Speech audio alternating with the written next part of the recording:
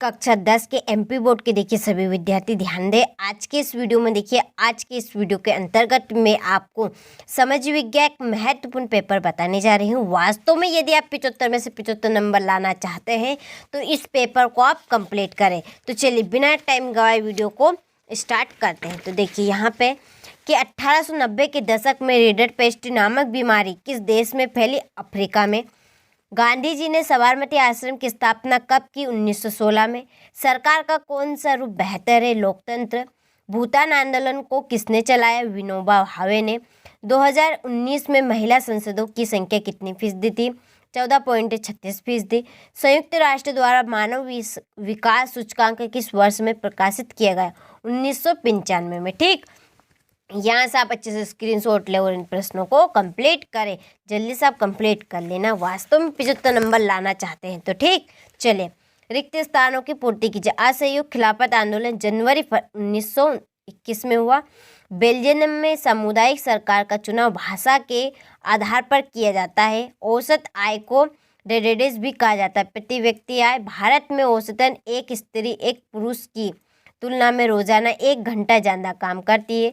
भूमिगत जल रेडिडेस साधन का उदाहरण है। नवीकरणीय राष्ट्रवाद की पहली स्पष्ट अभिव्यक्ति सन 1789 फ्रांसीसी क्रांति के साथ हुई। ठीक, यहाँ से अच्छे से स्क्रीनशॉट ले और कंप्लीट करें। चलिए इसके बाद में यहाँ से ले स्क्रीनशॉट और कंप्लीट करें। हिंद स्वराज की जोड़ी महात्मा गांधी। सीमेंट का कारखाना की जोड़ी है। द्वितीय क्षेत्र प्रयागराज की जोड़ी लगेगी स्वयंवरपुर। महामंदी की जोड़ी है 1929। मक्का आयत पर प्रतिबिंब 1931। दूसरा गोलमेज सम्मेलन कारण ला। ठीक, यहाँ से स्क्रीनशॉट ले अच्छे से कंप्लीट करें। चलिए, एक वाक्य में उत्तर की कारण लॉर्ड बायरन कौन था? अंग्रेज कवि था। जे.एन. डाटा ने भारत का लोहा इस्पात कारखाना कहाँ स्थापित किया? जमशेदपुर। लोकतंत्र शासन की अन्य व्यवस्थाओं से बेहतर कोई बिंदु? नागरिकों में समानता को बढ़ावा। और 2011 की जनगणना के अनुसार भारत साक्षरता दर क्या थी? 73%। भारत में सहकारी बैंकों की संरचना किस प्रकार की है? त्रिस्तरीय। और वायु परिवहन का राष्ट्रीयकरण किस वर्ष में किया गया? 1953 में। ठीक, यहाँ से स्क्रीनशॉट ले अच्छे से कंप्लीट करें। चलिए इसके बाद में यहाँ से इंग्लिश मीडियम वाले स्क्रीनशॉट ले और कंप्लीट करें। सेवा क्षेत्र अर्थव्यवस्था का तृतीय क्षेत्र होता है। तो सत्य। बैंक केवल लाभ कमाने वाले व्यक्तियों को ऋण उपलब्ध कराती है। तो असत्य। 5 मार्च 1931 को गांधी जी ने इरविन के साथ एक समझौते पर दस्तखत कर दिए। तो असत्य। 29वीं सदी की शुरुआत तक पूरे इंग्लैंड में भाप के सिर्फ 120 इंजन थे। तो यह असत्य। 5वां भी असत्य और 6ठा सत्य।